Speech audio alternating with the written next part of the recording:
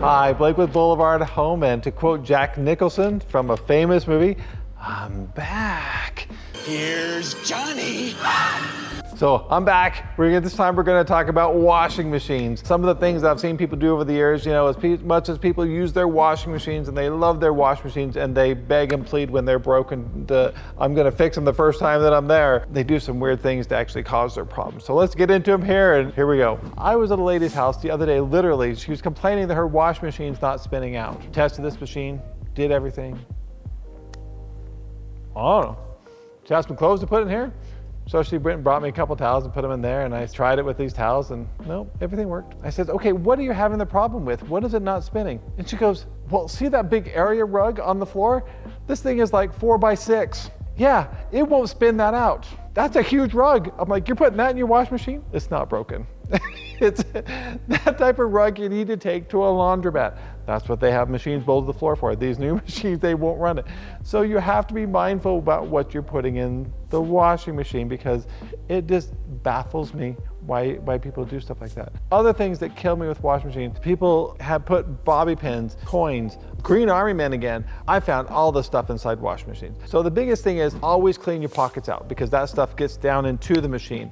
It gets down into pumps, it ruins pumps. I had a customer that had a bunch of girls. I think there was like 3 or 4 girls in this house, and she called me out there because this washing machine was making all this horrific noise. And so I took it apart, and in the pump area, I pulled out a bobby pin, and I looked up inside the piping, and I pulled the tub, and I pulled out like 5 or 6 more bobby pins. And I said, well, this isn't a defect, and she wasn't very happy with me. And I understand, and again, hopefully everybody understands the manufacturer pays us to quality control their machine, and they're gonna fix what they can quality control. Outside of that, they don't pay us. So unfortunately, for our time to come out there, we have to charge for our time, because the manufacturer doesn't reimburse us for our time. So I cleaned out the whole drum, cleaned out all these bobby pins, put it all back together, tested it, everything was fine, everything was good, and she paid the service call. No less than 2 weeks later, I had to go back out there again. She goes, it's making that same noise again. I know something's wrong. It wasn't the bobby pin. So I took it apart again, and lo and behold, in the pump, what did we find? Another bobby pin. And the lady was standing over my shoulder the whole time watching what I was doing. And I pulled the bobby pin out and held it up, and I stuck it out like this. And she goes, how much is that gonna cost me? And I told her how much it was. And this was early in the morning. This was like when my first service calls in the morning. It's like 8 or 9 o'clock in the morning in the summer. I gave her a reduced service call bill, and she paid it. And I says, so you gonna have a talk with your daughters? And she goes, just wait till you get out the door. Every one of them is gonna be up and out of their bed. So,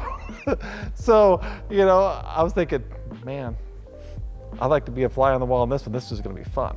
But I was out the door by that time. So anyhow, so again, watch what you put in your pockets. These are dumb things that people do. Make sure you don't put rubber back things in washing machines. You're going to say, well, why do you want to put rubber back stuff in there?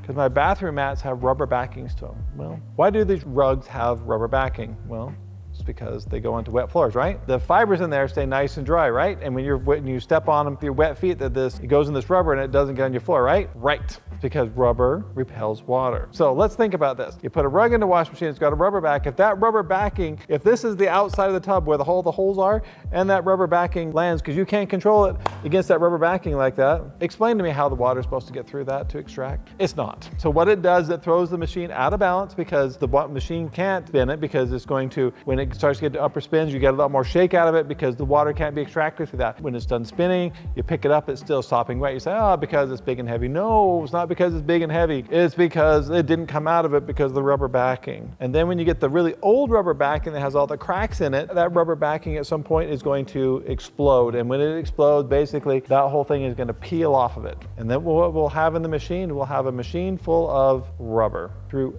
everything, through the pump, through all the piping, through everything. So at that point, basically we almost have to take the washing machine, the whole guts of it, take it outside with a garden hose and rinse it all out to get all this rubber out of it, because if not, it's just going to continually be in there. Don't wash rubber backed stuff. It's not just rugs when they're talking rubber backing. You're going to have jackets, especially if you have certain liner type jackets that are waterproof, that have the same problem. When they're waterproof, you're trying to spin water through them, yeah, same issue as those rubber back stuff. So take that rubber back stuff, take it to a laundromat. If you see it cracking in the back of it, don't wash it. Throw it away. Buy a new one. Or just don't wash it. I know you can say that's kind of gross. Well, I understand that. But these are the problems that you have with that. So again, don't be doing any washing machine. You're gonna save your washing machine, you're gonna save yourself a bunch of hassle. If you do have something like that, make sure you buy a machine or have a machine that has a waterproof setting, but will change the way it spins and a few things so it will kind of accommodate, for this being waterproof, so it will spin properly and get out as much water as it can. If it doesn't, again, you may want to take it to a laundromat or hang it outside to dry, because that was probably your best options for those. So I hope those are helpful, dumb things you shouldn't be doing and things that I've definitely seen over the years. Thank you for watching our video today. I hope you've learned something. Make sure you check out our other videos on this series. We broke them down into different categories, and so watch them, have some fun, and please like and subscribe.